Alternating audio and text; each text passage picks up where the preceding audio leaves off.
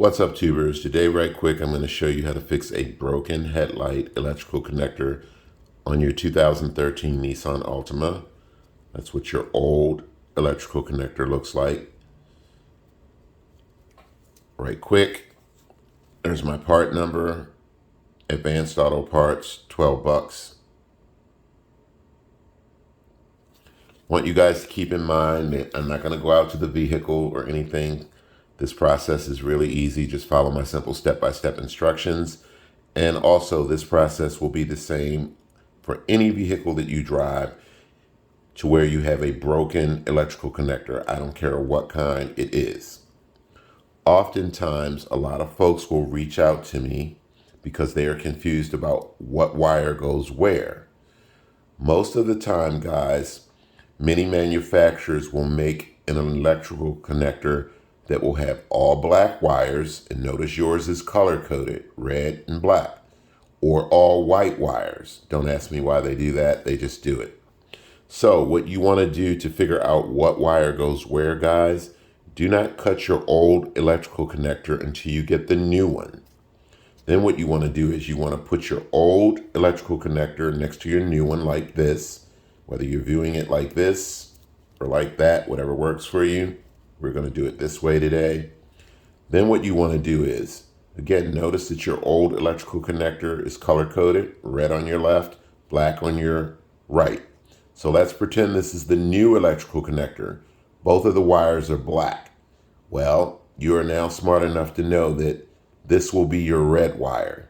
So you want to cut the red wire, leave about this much of wiring on the old electrical connector, and then spice this red wire up to the black wire on the new electrical connector. Go ahead and hook it up first so you don't get confused.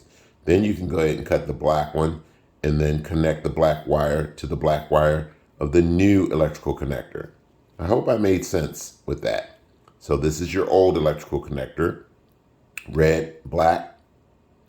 Now we're going to look at your new electrical connector.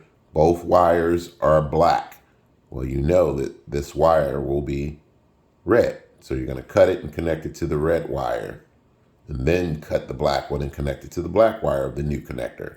That's how you figure this stuff out for the most part. That's how I do it, guys. So nothing different, nothing new for me. I'm not doing anything different than what you would be doing, okay? So I hope I was clear on that. There are a number of ways you can do this job, guys. You'll need, depending on how you want to do this job, a pair of wire cutters, a pair of wire strippers, a pair of pliers, electrical tape.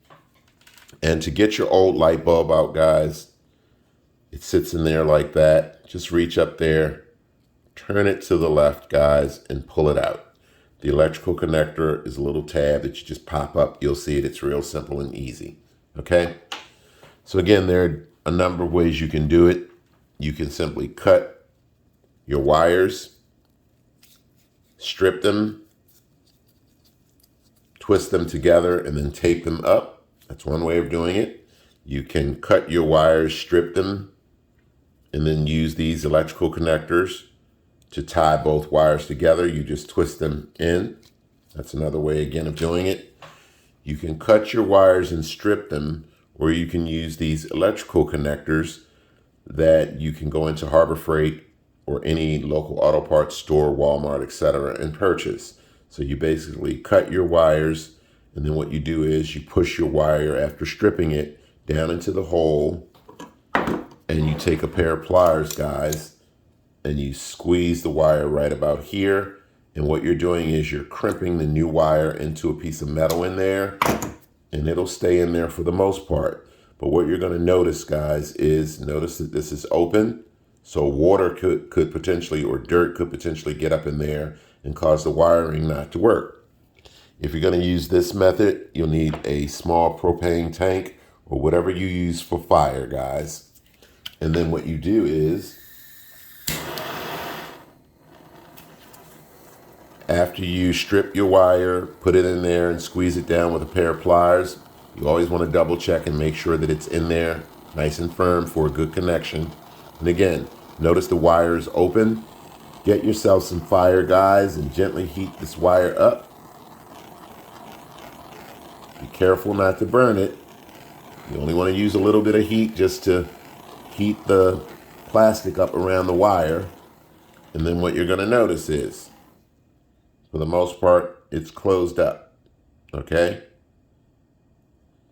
That will prevent moisture from really getting up in there. Okay? I could do that a little bit better.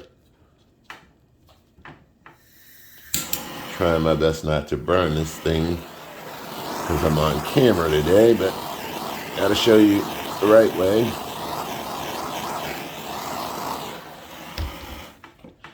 And there you go. For the most part, guys, it is closed up. This is the preferred method for connecting wires together, especially wires that could be potentially exposed to water and moisture. Okay? So again, there are a number of different ways you can do this. And now you have access to the knowledge of how you want to approach splicing your wires and connecting them. Again, you can go to Harbor Freight, any local auto parts store, Home Depot or Lowe's, purchase these connectors and electrical tape. Again, you can get yourself a pair of cutters, guys, and basically if you're going to use cutters, you just gently squeeze your cutter, hold the wire, and then pull and strip the wire. This method takes a little bit of practice and you'll get used to it. Or you can just get yourself a pair of wire strippers. It's a whole lot easier and you can simply strip the wire. Again, you can use this method here for the most part. And remember to connect your electrical connector first. Put your bulb back in, guys. That's what these grooves are for. They fit back into a housing, turn it, and it's locked into place. Just that easy, okay? I did this video this way, guys, because a lot of folks are confused about these wires, and I suspect a lot of folks have cut the wires first. So once they cut the wires off of the old connector, waiting on the new connector, they're not paying attention more than likely as to where the wires go. They get confused, and it's easy to do. So again, before cutting the old wires off of the old electrical connector, make sure you pair the new one and the old one up just like this.